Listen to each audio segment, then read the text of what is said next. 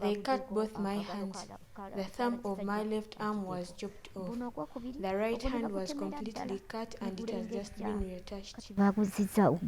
A 61-year-old woman in Chango Kazosel, Chotera district, Maria Joseph Nachanzi, is the latest to survive the brutal grim of death after an attack by machete wielding assailants. I don't have hands now. What will I be able to do? This worries me. True, I am still alive, but I am in much pain. The killings that started in July have claimed lives of 26 people in Greater Masaka, with reports that the attackers are spreading their wings to other districts in the central region. Minister of Internal Affairs Major General Kahinda Otafiire has summoned leaders in the Buganda region for a meeting aimed at finding solutions to the insecurity threat in the region. What are the issues you've discussed? Now, you people ought to know that I'm responsible for internal security. Internal security involves everybody in this country. These people I was meeting are the elected leaders of Masaka. I was meeting with the elected leaders of Masaka. They may not belong to NRM, but they are the elected leaders of Masaka. It's my responsibility to give them information about what the security situation is in their area, about what we are doing to ease the situation, and to ask for their cooperation, for them to also participate in the eradication of insecurity in that area. That's why I was meeting with them. I wanted to put their anxiety at rest. I've told them that we should work together. Those who are willing to work with us, those who are willing to work with us are welcome. Those who are not willing, they will have to explain to their constituents. I don't want them to accuse us of not involving them in the effort to pacify and bring peace, pacify Masaka, bring peace, pacify and bring peace in Masaka. General, some of the ministers, Otafiire said working with leaders in the region, the current insecurity will be stamped out. Is a going concern.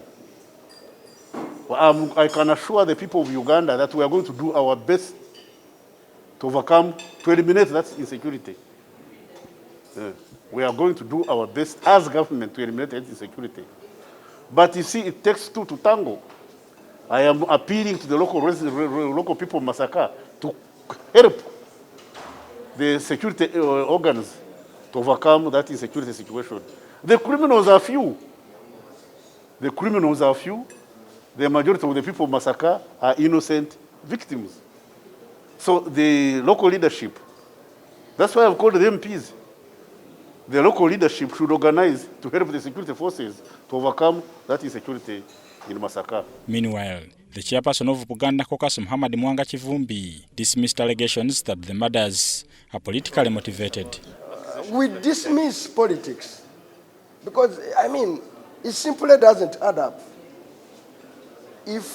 Because politics means those for and against government. Okay? Now, if there are people who want to gain support and to remove government through other means, you can't go and machete them, kill them, and at the same time seek for their support. So for us, we urge government to desist in putting on the political spectacles on this matter. We believe and strongly so that this matter is a security matter, can be addressed fair and square, and it's their responsibility. They cannot shy away by trying to what the Wakanda call chisochachi, chembuzi, which in English they say scapegoating. Find that is a route to politics. Government should stop. This is the failure, as Henry Truman said, the buck stops with those in government. There are many reasons, politics included. There are many reasons, politics included. If politics is included, who do you talk to? Do you talk to the bishops? You talk to the politicians? If politics is part of the problem, how do you sort that out? Do you talk to the bishops or the politicians? Yes, if politics is involved. It's also unfair to generalize and say all the leaders, elected leaders of Masaka are involved. No, some may be involved, but others are not. Some may be involved, others are not. So why do you generalize? Legislators have now set off to Masaka to interface with the affected, whom they believe will speak out on who is behind their troubles. We want to find out the nitty-gritties, whatever is happening in Masaka. Yes, I know we have received reports here and there from the minister, but I think it is not enough. When you have eyes on, it's always good to be informed when you have eyes on. During the meeting we had with the Internal Affairs Minister, as members of Parliament, given the intelligence briefing we are getting, we've been able to identify at least 3 senior police personnel. One of them is working with the CID department, and that gentleman, his name has been given to the minister so that he can further interrogate the findings we've given to him. All fingers are pointing to an inside job in these killings, because we understand there are even some 30 police officers that are implicated in failure to protect Ugandans and their lives, and we need these people to be brought to justice. We need them to be brought to book so that the hearts and minds of Ugandans can finally settle down. Of course, like we've always been saying, much as government and the president and everyone in government is saying that these are orchestrated by the opposition, we are saying it is glaringly clear that within the security system, a number of unfilled dots are happening, and these are the reasons why these people are dying. And we believe if the government is true to itself, if they are really looking up to protecting Ugandans and their lives, they should bring these people to book, and they should name and shame the culprits in the Masaka killings. Of course, on our going into the meeting with the Minister of Internal Affairs, we had high hopes and spirits that our anger is going to be quenched down in pursuit of finding the truth. But it's very unfortunate that the Right Honourable Minister has not given us enough answers to the questions.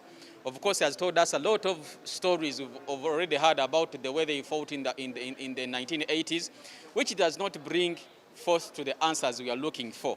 So, Mr. Otafiire, the fact that he has not answered our questions, it's another impetus for us to go to Masaka to really find out. I put it to him that we are getting reports, several of them, pointing accusing fingers to people within the police and government establishment in regards to failing to protect Ugandans and their lives. But the minister has been dilly-dallying. No sensible answer has been given to us as members of Parliament. So we are opting to further our journey to Masaka with the hopes that the people, the Wananchi that have been affected by these killings, are going to talk to us in a candid and open environment. Of course, we are expectant of coming back to here at Parliament to author a report that will be presented before the August House and subsequently informing the entire nation about our findings in Masaka. Very unfortunate that even people were killed in 2017 and 2019. A number of them were paraded as suspects. They confessed before the cameras at the police station. But none of these people was apprehended. None of them was taken to court. And now here we are, 4 years later, the same killings are happening, same style, same region, different numbers of people are increasing. So we must, as a nation, stamp our feet on the ground and put an end to these senseless killings. Over 60 suspects have so far been arrested. At least 10 suspects were remanded at Masaka prison on Wednesday after being charged with murder.